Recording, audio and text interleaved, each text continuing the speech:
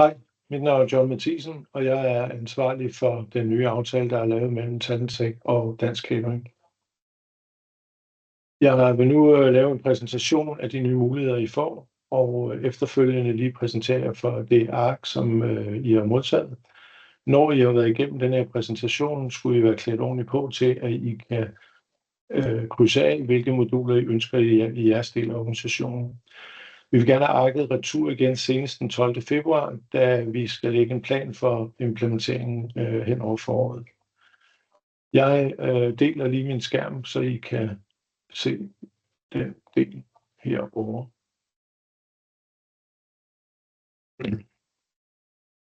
I Talentech-platformen får I nu adgang til rigtig mange forskellige moduler.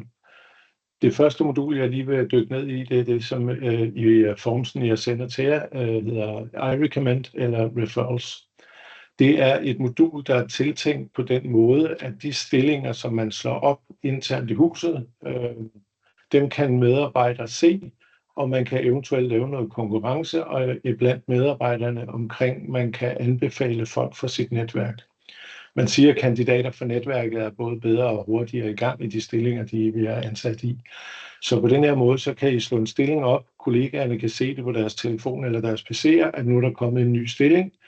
Og man kan eventuelt give et beløb, hvis man bruger det i organisationen til den type stilling, man slår op, så medarbejderen kan se, at i denne her stilling, der vil jeg kunne opnå at få et beløb, når man har ansat en af dem fra mit netværk, som er blevet anbefalet. Selve stillingsopslaget står her, så det kan man læse igennem, og når man går ind og siger anbefale, så giver man fornavn og efternavn på den person, man anbefaler, en e-mailadresse og et telefonnummer. Man kan skrive en kort besked til den, man anbefaler. Hej, jeg er rigtig glad for at være ansat i Dansk Catering. Kig lige på den her stilling. Man kan også skrive til HR-afdelingen. Det er min nabo, han er en rigtig flink fyr. Og på den måde så får man sendt stillingen ud til naboen, og han kan så læse om stillingen. Og hvis han er interesseret, så kan han sige, det vil jeg gerne høre mere om. Så ryger han direkte fra det her system og over i jeres rekrutteringssystem, hvor han nu ligger som en kandidat, som I kan håndtere, ligesom I håndterer de kandidater, I dag får ind via ansøgninger. Man kan også finde inspiration på LinkedIn, og der vil den gøre det, den åbner min LinkedIn, og så kigger den. Og fordi det er en IT-mand, jeg søger, så lister den kun IT-folkene. Så hvis jeg siger, at det var Christian, jeg gerne ville anbefale, så får jeg også LinkedIn-profilen med, når han siger, at det vil jeg gerne høre mere om. Inden i systemet vil det så ligge sådan, at jeg kan se de anbefalinger, jeg er kommet med. Jeg har 2 her, der er udløbet, så de er ikke interessante mere. Jeg har også en liggende heroppe, ongoing lige nu, med en projektleder. Jeg kan se, at jeg har 65 point. De point kan man jo vælge at gøre med, hvad man vil. Men som organisation kunne det være, at man siger, at vi laver et mål på måneden eller på året, og så siger at vi summer op og ser, hvem har været bedst til at anbefale folk fra deres netværk til vores organisation. I det her, den visning, jeg har her, der kan man se, at jeg har opnået 5 point for at anbefale min nabo. Jeg har fået 50 point, fordi min nabo har sagt, ja, jeg vil gerne høre mere. Han har ikke været inde til jobsamtale endnu. Hvis han havde været det, havde han fået 400 point, og hvis man er ansat, har han fået 1000 point. Og så kan I jo efterfølgende vælge, hvad de point skal omdannes til, eller om man bare siger, dejligt, at John han er rigtig god til at anbefale folk til vores stillinger i vores organisation. Så er der en samlet highscore herinde. Det er tænkt lidt ligesom en præmieskammel med en 1, 2 og 3. Hvem er bedst i organisationen til at få anbefalet folk? Så kan man opnå måske lidt konkurrence omkring det her. Og det kan man se både individuelt eller på Teams. Og når vi taler om at lave noget konkurrence på Teams-niveau, så kunne det jo være, at det er en af de præmier, man ville udløje, det var et teamarrangement. Og så er det en win-win for virksomheden, at man simpelthen belønner medarbejderne, der anbefaler folk fra deres netværk, med en teamarrangement, hvor vi kan så informere, lave dem, binde den tættere sammen i teamet. Men medarbejderne vil føle sig set, fordi de har vundet en teamdag. Man kan også lave et fælles mål herinde. Det vil sige, at hvis man i afdelingen siger, jamen hvis vi opnår så mange point, så kan vi lave en sommerfest, eller hvad ved jeg. Det er jeg selv, der bestemmer, hvad målene skal være herinde. Konkurrencerne herinde, dem laver man selv. Man trykker heroppe på hjørnet, og så siger man, det er et teamarrangement. Man giver den en titel, og man fortæller startdato og slutdato, og hvad er belønningen, og siger gem. Lige så snart man har gjort det, så vil den køre som en konkurrence på den stilling, I nu har slået op. Her vil I se, at der har vi lavet en, der hedder en teambuilding-dag, den her konkurrence, og den kunne man jo eventuelt sætte til, at den løber et kvartal ad gangen. Og når man så har opgjort, hvem har vundet i det her kvartal, så nulstiller man pointene, og så kører man Q2 efterfølgende, hvis det er, man summer op på alle de anbefalinger, der er. Inde i systemet har vi lagt en mulighed for at informere, altså noget kommunikation til de folk, der er herinde. Det kan man sluttere fra alt efter, hvad man ønsker. Men det kunne være, at man opdaterede på, at det samlede mål var nået for en afdeling. Det kunne også være, at man siger, at nu slutter konkurrencen i morgen, så derfor så får du en information omkring det. Det er altså noget, I kan tilrette, alt efter hvad det er for nogle informationer, I gerne vil have, at systemet sender ud. Man får også mulighed for at trække noget data herinde og sige, hvor mange bruger egentlig det her system. Vi har haft 431 anbefalinger. 171 har sagt ja tak til den mail, de får. Jeg vil gerne høre mere om det her. Der har været 44 til jobsamtale, og vi har ansat 21 gennem det her system. Tips og tricks, det er herinde, hvor vi har lagt noget information til jer, hvor I kan gå ind og sende det her til jeres kollegaer og sige, at vi har nu startet produktet iRecommend. Det betyder for jer, at I kan gøre sådan her. I kan hente den her app, I kan tilgå det på jeres PC og den her måde. Og derved vil de fremadrettet få noget information om, nu er der kommet en ny stilling i organisationen, og hvis de kender nogen til den, så går de ind og anbefaler, og så kan man på den måde få nogle rigtig gode kandidater ind i systemet. Et andet modul, der følger med i den pakke, I har købt, det er vores analyseværktøj. Analyseværktøjet, det er et værktøj, som holder øje med de stillinger, I slår op i organisationen. Hvor kommer ansøgerne fra? I det her tilfælde her, så er det et tænkt eksempel, men i den periode, der står oppe i hjørnet her, fra den 9. i 10. til den 7. i 1., der har jeg fået 87.000 visninger af de stillinger, jeg har slået op i øjeblikket. 22.000 har klikket ind på side 2 og læst noget om det. 8.000 har ansøgt, 1.000 har været til samtale, og vi har ansat 92. Hernede står 37,2%. Og i tilfælde af det her tal, det er for højt hos jer, så er det, man skal ind og tænke denne her tanke med, er det for kompliceret at søge en stilling hos os? Skal vi måske ikke bruge den motiverede ansøgning mere, men bare få et CV, og så lave et spørgeskema inde i jeres rekrutteringssystem. Vi vil gerne have det her tal op, så vi får så mange kvalificerede ansøgere som muligt. Derfor så må vi ind og lave en aktion på de data. Så har jeg en information her om, hvad for nogle kanaler de kommer ind fra. Og hvis vi tager LinkedIn, der ændrer funnel, eller kanalen her, så visningen her oppe i toppen. Så I kan se, at nu er det 35.000 jobvisninger, 9.000 formularvisninger, 3.000 der er søgt. Og så kan vi bryde det ned igen og sige, at det her det er IT-folk. Så får vi nogle skarpere data på, hvad det er for nogle betingelser, der er omkring, når vi søger IT-folk. Så kan vi gå herover og se, hvad er det for nogle enheder, de søger de her stillinger på. Det er jo en vigtig information. IT-folk sidder jo oftest bag deres skærm alligevel, når de er på arbejde, så de har selvfølgelig brugt deres desktop til at være mest aktiv på. Men det kunne jo være, at det var folk, der for eksempel ikke havde en PC på deres arbejde, så de i transport til og fra det job, de har i dag, sidder og søger job. Og så foregår det mange gange på mobile enheder. Og der er det lidt kompliceret at søge stillingen, hvis man ikke bruger Quick Apply på LinkedIn eller Quick Apply på Jobindex via Tantech. Så skal man jo finde ud af det her med, hvordan får jeg en motiveret ansøgning sendt via en mobiltelefon. Og det er bare kompliceret, og derfor giver de op, og så får man ikke den mængde ansøgere, man gerne vil have. Så er der kvaliteten på de ansøgere, der kommer ind. Vi kigger stadigvæk specifikt på IT-folk. Det her er et testsetup, så vi har delt det næsten lige lidt derhen af. Men jo flere kandidater inde i rekrutteringssystemet flytter over til, at nu har de været til første samtale, anden samtale, vi har ansat en kandidat, der kom fra LinkedIn, jo større bliver denne her grønne streg, så I kan se fremadrettet, når jeg skal søge en IT-mand, så giver det ikke mening at slå den op i alle de kanaler, vi plejer, fordi de sidste 5, vi har ansat, de kommer fra LinkedIn. Så har vi mulighed for at vise lidt om diversitet. Det vil vi jo helst ikke spørge om, når vi laver stillingsopslaget.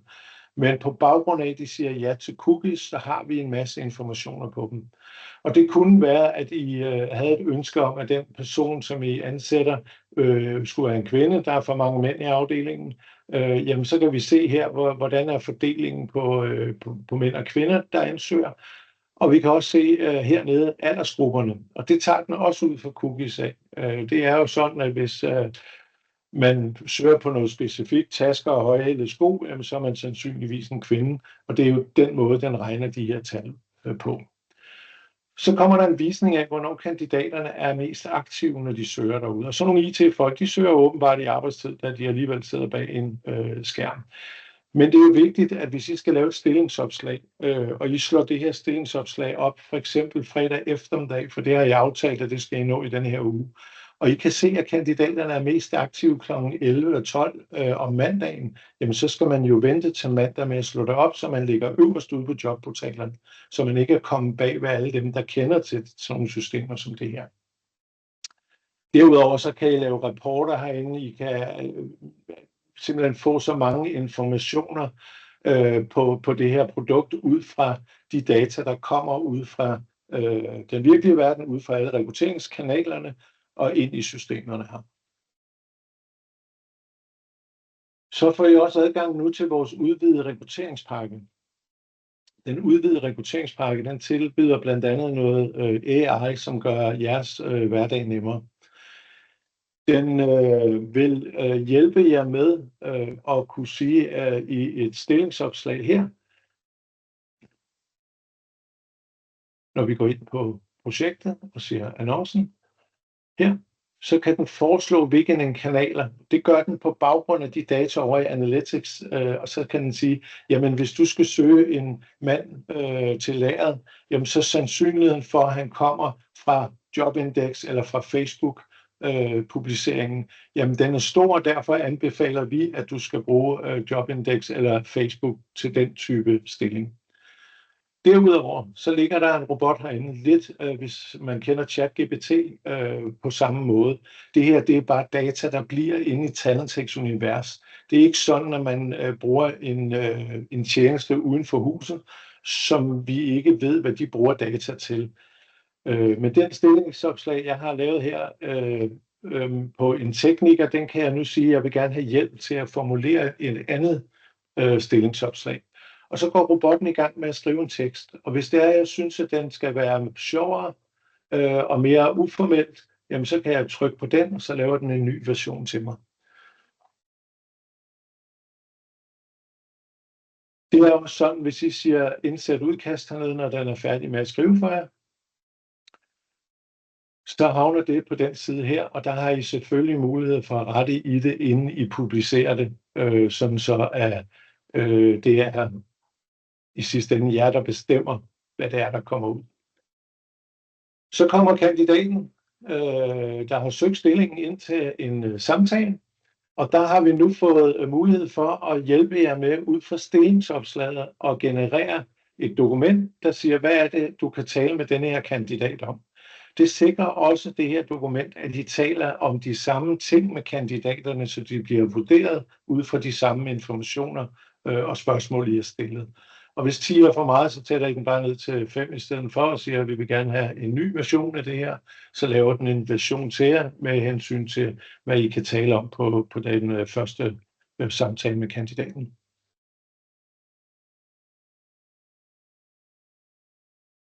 Så tilbyder vi i dag hos Talentex blind rekruttering. Og det er klart, at det skal virksomheden selvfølgelig være klar til. Man skal være indstillet på, at det er en anden måde at rekruttere på. Men jeg tager det projekt, jeg har hernede, der hedder blind rekruttering, og viser jer. Jeg har en ansøger her, jeg kan se informationerne på, og ham kommer vi tilbage til lige om lidt. Men den første kandidat, vi har, den har kun fået kandidatnummer. Der står heroppe, personlige oplysninger er skjulte, og det kan man en information, man får i forbindelse med, at man laver stillingsopslaget. Jeg ville i kommunikationen jo også skrive i mit stillingsopslag, at vi rekrutterer blindt. Det fortæller noget om virksomheden, det fortæller, at man gerne vil ansætte de rigtige personer, og ikke dem, der ligner os selv. Hvis jeg kigger på de informationer, jeg har fået fra kandidaten, så er de informationer, vi er vant til at kigge på, de er gået ud. Jeg kan faktisk ikke se noget som helst. Og det stiller jo krav til, at man får lavet et spørgeskema. Når man nu laver stillingsopslaget, så laver man simpelthen nogle ekstra spørgsmål, som kandidaten skal svare på, inden de sender denne her ansøgning ind. Og det spørgeskema her skulle jeg så have lavet sådan, så jeg kan sige, jamen denne her kandidat er kvalificeret til den stilling, vi søger. Når jeg så har inviteret kandidaten ind til samtale, så kunne det jo godt være, at lige inden vi forstyrrer hinanden og bruger en masse tid på det, at vi lige vil se hans CV. Så kan man gøre det, man afanonymiserer kandidaten, og så får jeg alle de informationer, I plejer at få herinde. Og så kan man så sige, at den så bias hele vejen igennem. Ja, det er et vurderingsspørgsmål. Vi har ansøgt kandidaterne, vi har vurderet kandidaterne, og lige inden vi inviterer dem ind, jamen, så vil vi gerne vide lidt mere om dem. Det er vel fair nok. Men på den måde, så kan I begynde at lave denne her blind rekruttering.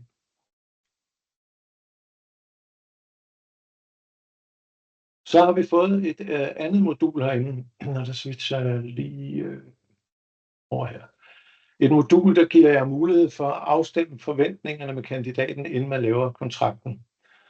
Det hedder ansættelsesformular, og herinde kan I lægge forskellige formularer ind. For eksempel kan man sige, at vi vil gerne have nogle kandidatoplysninger for den her kandidat, inden de starter. Og det kunne jo netop være det her med CPR-nummer, nationalitet, alle de her ting, vi helst ikke vil sende i en mail frem og tilbage eller en sms, da der jo er noget GDPR ind over de her data. Så på den måde, så kan man generere et dokument her, og så sende ud til kandidaten, som udfylder det. Det næste, man kan, det er faktisk sende herinde fra et jobtilbud. Det vil sige, at man går ind og så siger, okay, vi er enige om betingelserne, så nu vil vi egentlig gerne ansætte dig. Så jeg laver et ansættelsestilbud. Det er jer, der bestemmer de her formularer, der ligger bagved, så vi kan tilpasse dem, så det passer ind i jeres univers.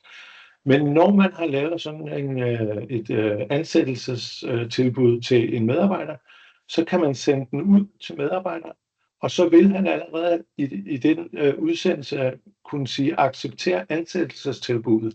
Så lige så snart den kommer retur, og han har accepteret det her ansættelsestilbud, så vil man kunne generere kontrakten ud fra de data, der står herinde, og på den måde, så er vi ret hurtigt igennem den proces. I aftalen ligger der også mulighed for at få lagt et kontraktmodul herind, og det er det, som der hedder DocGen i vores afkrydsningsskema. Og det, som man gør, det er, at man simpelthen går ind og vælger den kontrakt, som medarbejderen skal ansættes på, og siger næsten, og så vil den hente data på medarbejderen ind, og så vil der være nogle tomme felter i denne her kontrakt. Det er dem, der er unikke for ansættelsen. Så hvis det er en butikschef, og det andet er John Mathisen, der refererer til, at han skal prøve 3 måneder, og på den her måde sidder vi nu og opretter dokumentet, og så kan vi få en forhåndsvisning af den kontrakt, der er ved at blive sendt ud til medarbejderne. Hvis I benytter koblingen over mod jeres Penneo-aftale, så er det rent faktisk også muligt at få den sendt ud til kandidaten, og bagefter få den digitalt underskrevet retur inden for systemet af. Der ligger en mulighed for at holde øje med her i denne her liste, hvor i processen er denne her digitale underskrift, så I kan se, om den er underskrevet af nærmeste leder og sendt ud til kandidaten, men kandidaten har ikke underskrevet den endnu. Lige så snart kandidaten er underskrevet, kommer den tilbage som fuldført, og så har I dokumentet liggende herinde til færdig behandling. Og når man nu siger, at den medarbejder, som vi har fået kontrakten retur på, skal over i vores managermodul, jamen så trykker vi her, og så spørger systemet, hvad er det for nogle data, du gerne vil have med over, og så siger man gem, og på den måde så får I gemt medarbejderen over i jeres managermodul, sådan så han ligger derovre med de informationer under den leder, I har i dag. Det benytter I forhåbentlig i dag, den her funktion. Men endnu en grund til at få digitalt underskrevet kontrakterne, så ligger de ordentligt inde i systemet. I jeres Talent Manager i dag, Der er det sådan, at I har nogle overskrifter på medarbejderne, når vi kommer ind. Jeg finder lige en medarbejder her.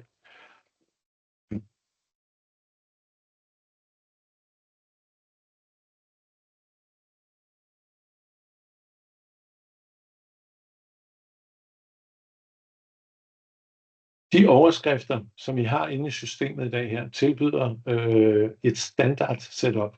Nu er det sådan, at man har fået mulighed for at få adgang til flere moduler.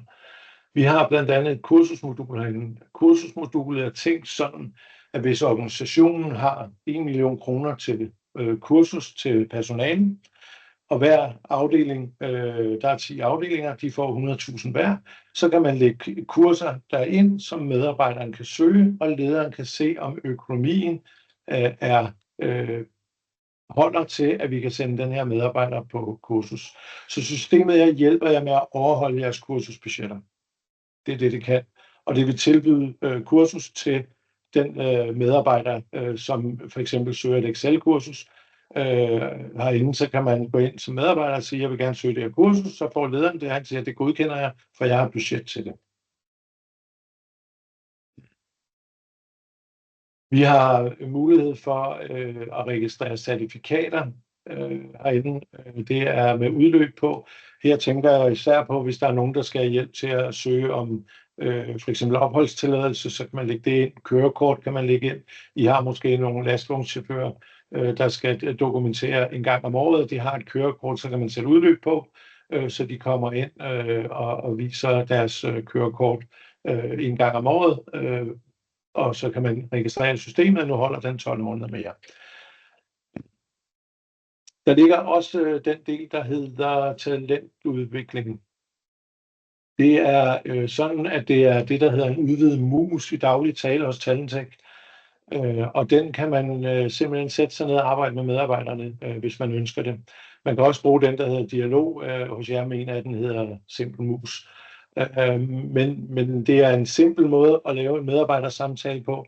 Her kan vi lægge en udviklingsplan for medarbejderne og lægge nogle mål på ham i stedet for. Og så kan vi løbende også holde øje med, om han indfrier de mål, der er for eksempel 2025. Alt sammen får jo undervisning i hver enkelt afdeling. Når I nu har afkrydset det her skema, jeg har sendt til jer, så vil I blive kontaktet af vores implementeringskonsulenter, der efterfølgende siger, okay, I har krydset den del af, der hedder talentudvikling, eller flere moduler i Talent Manager, og så vil de undervise jer specifikt i det, I har krydset af i processen.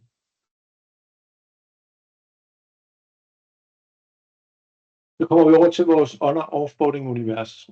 Det er sådan, at der er flere af virksomhederne i dag, der benytter vores on- og offboarding-univers, men det er ikke alle. Så derfor viser jeg lige, hvad det er, man har her.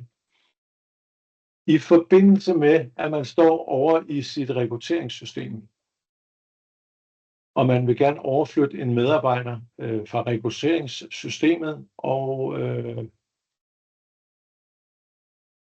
over i en onboarding-proces, så ligger den også heroppe, hvor man så kan sige start onboarding. Og nu spørger den ind til, hvem er den nærmeste leder? Hvem er body, eller hvem skal hjælpe ham i gang? Hvem er kontakt i HR? Hvad for en afdeling starter han i? Hvad for en lokation? Hvad for en jobtype? Det er jer, der bestemmer, hvilke nogle filtre, der skal være herinde. Men bemærk, når jeg siger filtre, så er det den måde, vi sorterer på, når de kommer herover. Så hvis en medarbejder er tilknyttet afdelingen i Roskilde, og han skal sidde i administrationen, jamen så er det en kommunikation, der starter med at gå ud til denne her medarbejder, kandidat, der har sagt ja til en stilling, men vi kan begynde at tale til dem 30 dage før for eksempel, og så sige, vi glæder os til, at du starter hos os. Her er lidt information om virksomheden. Og den del, som medarbejderen modtager, den kan vi lige prøve at gå ind på her, så kan I se, hvordan det ser ud ude fra den medarbejder, der skal starte i organisationen.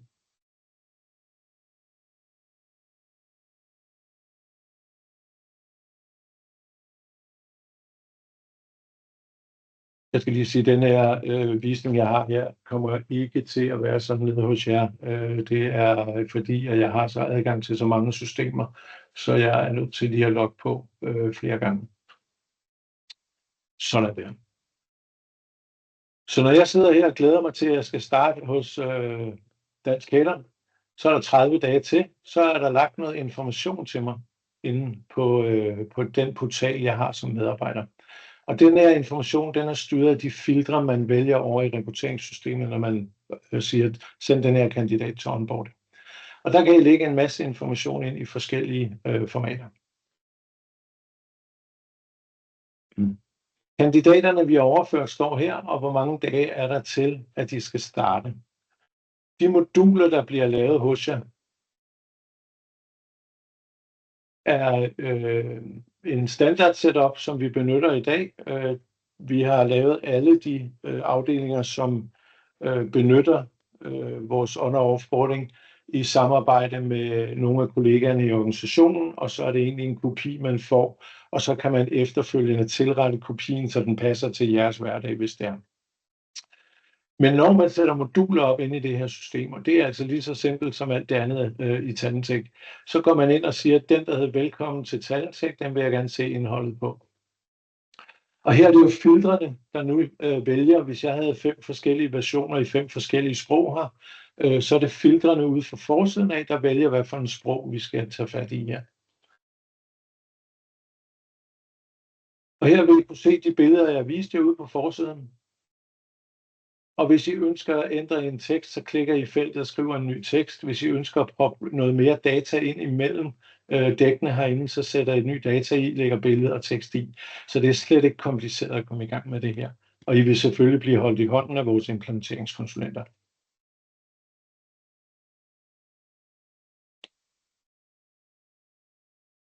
Så ligger der i aftalen også en mulighed for på sigt at komme over på PeopleCore. Og PeopleCore, det er Talentechs nyeste HR-system. Men vi skal have en afklaring på et senere tidspunkt, hvor vi lige kigger hinanden i øjnene. En del af jeres organisation har jo noget med implementering af det her at gøre. Så vi skal være enige om, at når vi switcher organisationen over på PeopleCore, så kan den løfte de opgaver, som vi benytter jeres manager til i dag. Men muligheden ligger her, og vi skal egentlig bare lægge en plan for, hvornår at vi går den vej. I systemet er der også et produkt, der hedder Weekly. Og både iRecommend og Weekly, det ligger på telefonen, så man kan besvare det her spørgsmål. Weekly er et pulsmålingsværktøj. Det vil sige, at man stiller nogle spørgsmål til medarbejderne omkring trivsel, engagement og lederskab, og så får man nogle besvarelser tilbage. De her spørgsmål, de kan sendes ud enten en gang om ugen, en gang hver 14. dag, en gang hver 3. uge, eller en gang hver 4. uge. Man skal igennem cirka 100 spørgsmål på året, og derfor vil jo oftere man sender den ud, jo færre spørgsmål er der til besvarelse. Det man kan se herinde, det er, at 95% er svaret på den udsending, der er sendt 5. januar, og gennemsnitstilfredsheden derude er 56. Det tal der skal man forholde sig lidt til som organisation. Hvad vil vi gerne have, det ligger på? Og det er en indikation på tværs af alle spørgsmål. Hvordan går det egentlig? Det er pulsen på hele organisationen inden for de underkategorier, der er. Man kan også lave en EMPS-udsendelse herinde. Det er den her med, hvor stor er sandsynligheden for, at du vil anbefale virksomheden og virksomhedens produkter til dit netværk. Den kan man sende ud en gang om året på en fast dato, eller man kan schedule den, så den skal gå ud en gang halvårligt eller en gang i kvartalet. Dykker vi ned i kultur, de skifter farver efter, hvor tilfredse medarbejderne er. Men når vi dykker ned i kulturen i organisationen, så ligger der nogle underspørgsmål herinde. Og herinde omkring retfærdighed og respekt kan vi se, jamen der er faktisk svaret meget højt. Hvis jeg går ned og klikker dybere ind i den, så vil jeg også få en differentiering af, hvordan medarbejderne har svaret herinde. Og på den måde vil I kunne følge graferne herinde omkring, for eksempel hvis man vælger at sige, at vores trivsel ligger for lavt, vi laver en aktion mod det, så kan man efterfølgende se, om organisationen har taget godt imod den ændring. Derudover ligger der nogle artikler herinde, det er selvfølgelig jer, der bestemmer billederne, men når man dykker ind i de her artikler, så vil man kunne få noget hjælp, både som medarbejder og som leder, til hvad kan jeg gøre for, at jeg får en bedre hverdag.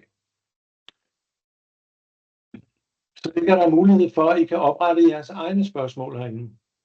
Det er simpelthen sådan, at man kan sige tilføje et spørgsmål, Når man har tilføjet spørgsmålet, jamen så kan man gå ind og så sige bagefter, hvordan skal besvarelsen være? Vi vil gerne her have 4 svarmuligheder, og så vægter man dem med nogle point herinde, sådan så vi kan få summen af det her sammenlignede weekly-tal ude på forsiden. Når man har lavet en spørgsmål herinde, så kan man vælge, om den skal sendes ud i en speciel udsending, eller om man skal sætte den ud til sammen med de spørgsmål, der alligevel går ud. Og den oversigt, man så får på besvarelserne herinde her, det vil så være en oversigt over de svar, der er givet på jeres egne oprettede spørgsmål.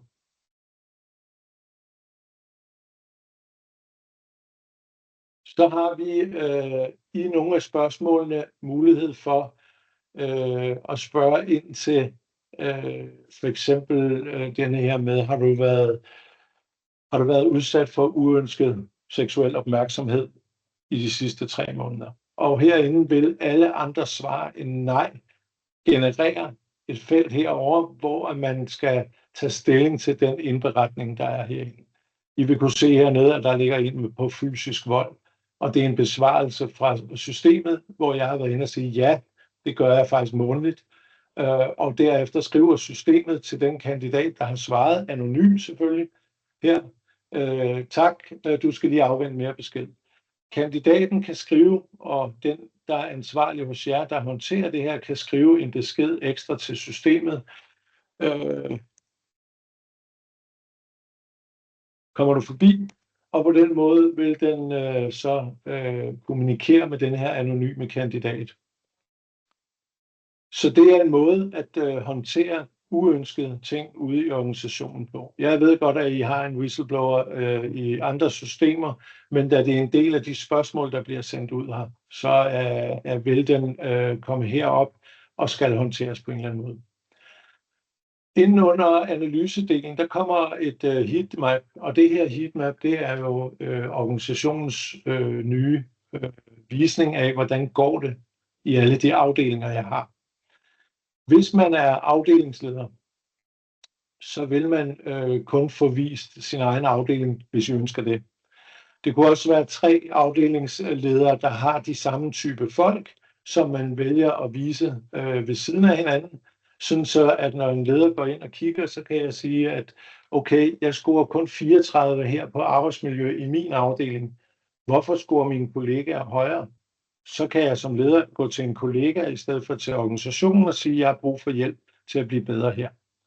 Så det er nogle ret fine informationer. Så har vi selvfølgelig herovre i krænkende adfærd 8, og det er selvfølgelig noget at arbejde med. Jeg vil som leder her sige, okay, jeg kan se her, at den er blevet 3 dårligere end sidste gang, så når jeg har et teammøde næste gang, så vil jeg sige til de folk, jeg har ansvaret for, vi har et punkt i vores weekly besvarelser, der hedder arbejdsmiljø, som ikke ser for godt ud. Det vil jeg gerne arbejde med jer med. Under indstillinger her, der har vi denne her mulighed for at styre, hvor ofte sender vi den her ud. Vi kan også slå den fra i tilfælde af, at vi ikke vil stille de her spørgsmål i sommerperioden eller hen over julen, fordi der får vi færre besvarelser. Så derfor kan man lave en periode, hvor man ikke sender spørgsmålene ud. Og hernede har vi også mulighed for den, der hedder EMPS'en, at sige, skal den ud hver kvartal hver 4. uge eller tilpasser. Og hvis det er tilpasset, så går man ind og vælger den dato, der passer ind og sende EMPS'en ud. Den vil komme sammen med den udsending, der i forvejen er på de her spørgsmål, men så står der en besked om, din organisation ønsker lige, at du svarer på det her også. Hos Talentech får vi den hver mandag. Jeg får 6-8 spørgsmål hver mandag, og jeg har svaret på dem inden for 1 minut. Så det er ikke noget, der tager lang tid, det her. Men det er klart, at I får jo nogle informationer i analyseværktøjet hernede, som gør, at I har noget data, og det kan man jo så vælge at benytte på forskellige vis i organisationen. Hvis I ikke bruger et tidsregistreringssystem i dag, jeg ved, der er mange af jer, der bruger forskellige tidsregistreringssystemer, men så ligger der faktisk et tidsregistreringssystem herinde også, hvor I kan oprette nogle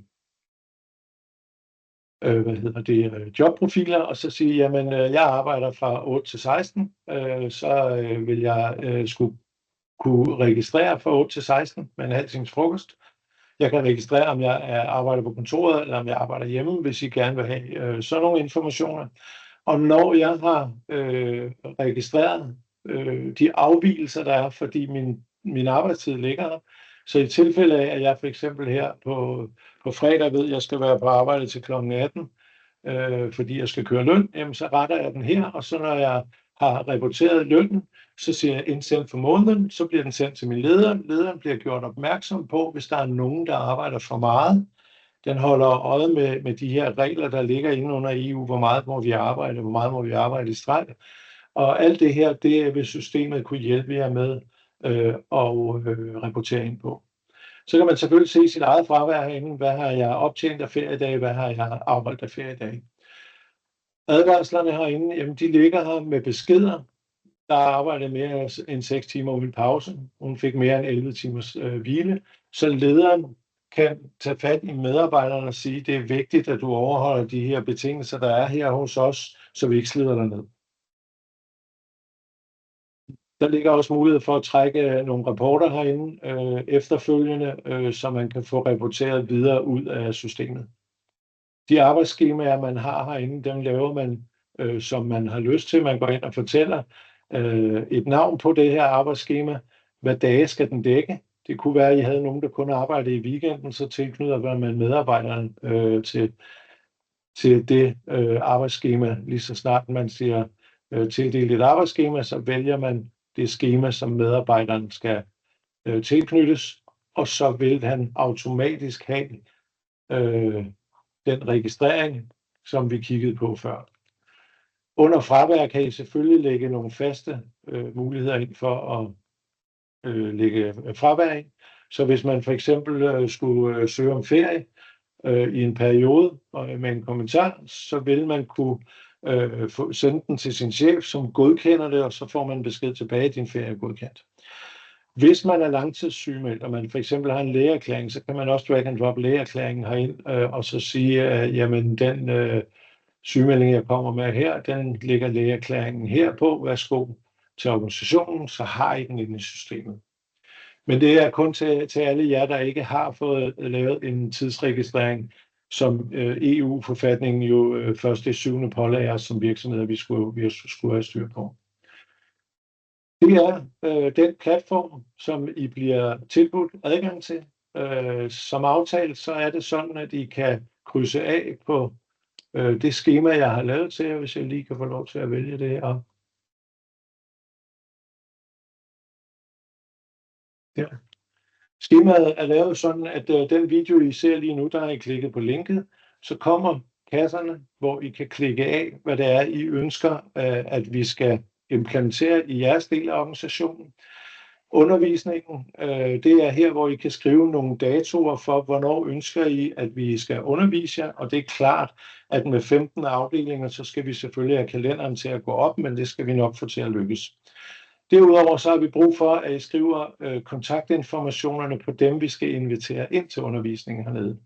Og når det er gjort, så sender I den ind, så skal jeg nok sørge for, at I bliver kontaktet af vores implementeringsafdeling, så vi kan lægge en plan for, at I bliver implementeret den periode, det passer jer.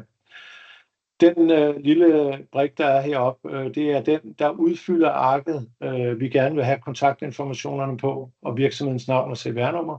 Selvom vi kender jer i forvejen, så er det vigtigt for os i den her proces, at vi får styr på, det er denne her virksomhed med det her CVR-nummer, med den her kontaktperson, der ønsker de her nye moduler slået til og undervisning i dem.